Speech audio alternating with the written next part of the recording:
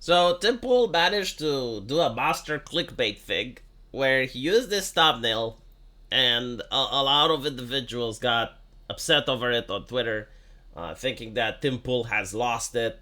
Right? It says that Amazon over Amazon show praising Lucifer, making heaven the bad guys. Right?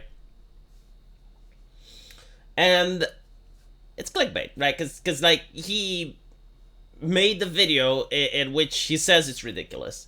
Um, the interesting thing though is that this is not a new conversation. I don't know what is it with Americans specifically, but it's something like deeply rooted in American culture, where you have like a couple of activists that are incapable of separating fiction from reality, even though they're grown ups, right? So like when I was a kid, it was do not play Dungeons and Dragons because it's satanic.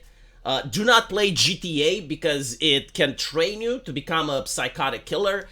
Do not play Call of Duty because it gratifies violence. Now it's literally do not watch My Hero Academia because the people there are minors and they wear cleavage and it encourages pedophilia. Like the arguments are different, right? But at the core, at the essence, is that fiction creates criminals, right? So it's not that the police doesn't know how to crack down on crime. It's not that the politicians or the schools or no. It is the fact that there's a fucking cartoon out there that if you watch it, you have a chance to become a criminal. Feminists with like racist in video games cause racism. Sexism in video games cause sexism. I'm not kidding about My Hero Academia, by the way. Like again, it's an anime that doesn't have anything sexual in it. Like the girls do wear revealing clothing, sure. You know, they have like tight bodysuits. There's a little bit of fan service, but it's like for mainstream. They also freaked out over One Piece. Apparently, there's a character in One Piece which can change her age, right? So, like, she can be a 14-year-old girl or she can be a 25-year-old woman. Like, she has this ability to manipulate time. And it's like, oh my god, that is pedophilia. If you like One Piece, you should be arrested and imprisoned. And I'm like, Jesus fucking Christ, like these Americans, all of them. And ironically, it's an American thing. Like, maybe now that Twitter exists, it spreads a little bit in other countries. But overwhelmingly, like, we do not think like this in Eastern Europe. Like, this was never part of the mindset that if you watch something, right? Like let's say if you watch gore movies, because this was a genre when I grew up. So you had like slasher films and like Texas Chainsaw Massacre and stuff. No one thought, oh my god, he's watching those films. Oh, he may be a danger to society. He may be psychotic. Like, no one thought like that, right? It's an American thing. Anyway, right. So in this particular case, this is not a conversation that's new. I remember when the show Lucifer came out, Fox News was very concerned and disturbed by it because it's like you're making Lucifer be the good guy. So I get it from like the religious aspect, right? Like there is I suppose like if you're a Christian, the show is blasphemous. Let's put it like that, right? Like, there's no other way around it. You don't even have to be Christian. I think like Muslims would consider it blasphemous as well. But at the end of the day, you're not the target demographic, right? And if you're a Christian, you need to believe in virtue, which means that sin should be there in order to tempt people. And as a good Christian, you choose not to watch this. All right? So there's that. But the interesting thing is that a lot of the fans of Hazbin Hotel definitely do not like the introduction to the first season. So for those of you who don't know what Hazbin Hotel is very, very unlikely. But in an era of Western garbage, you have this show which came out, and it was very similar to like I guess like a Disney type of movie, right? Like it had like really nice musicals and songs, and the animation was 10 out of 10. Like it was really well animated, and the colors and the palette that they used was really nice, and the characters didn't look awful, right? So because of that, it turned a lot of heads. Like people on the left and people on the right looked at it.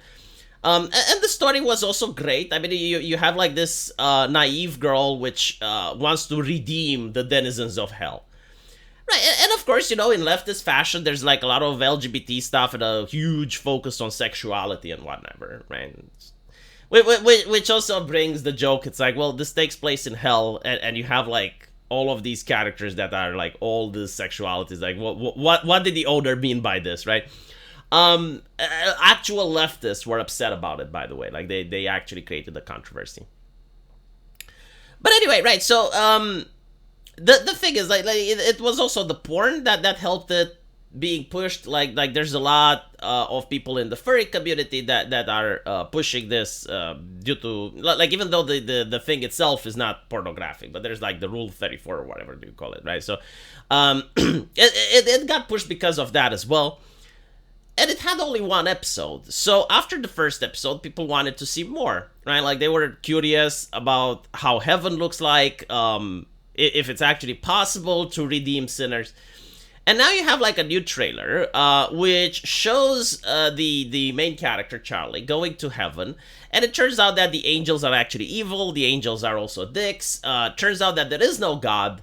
In fact, like, they rewrote the history of the universe, right? So like, you do have Lucifer and you do have Lilith, but actually there's no God. It's like the angels that are in charge. And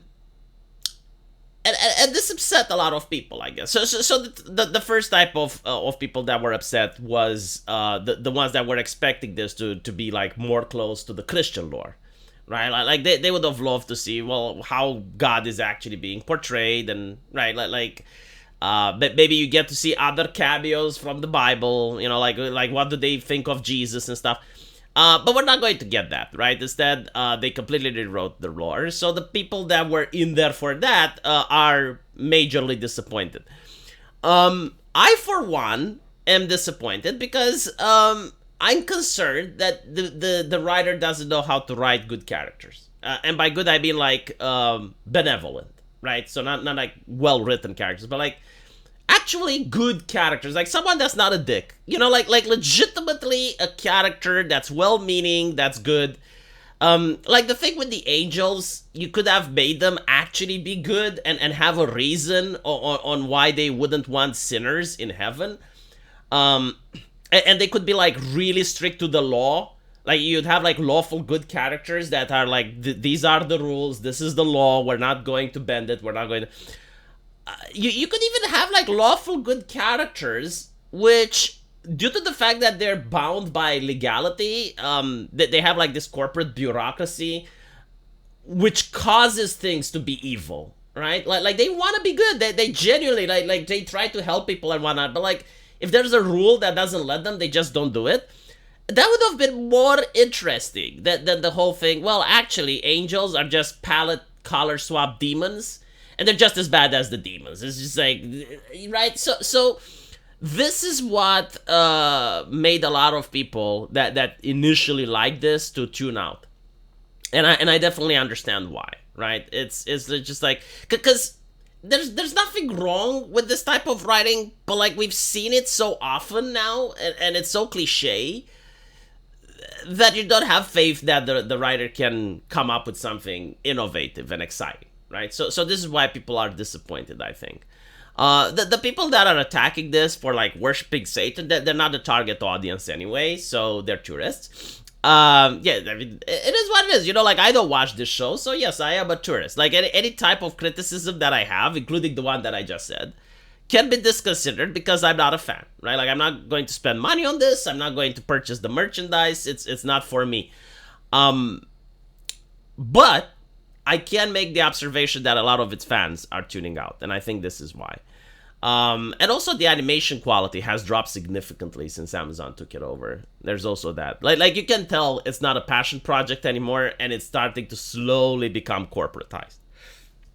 Let me know what you guys think, though, and as usual, I will see you in the comment section. Take care.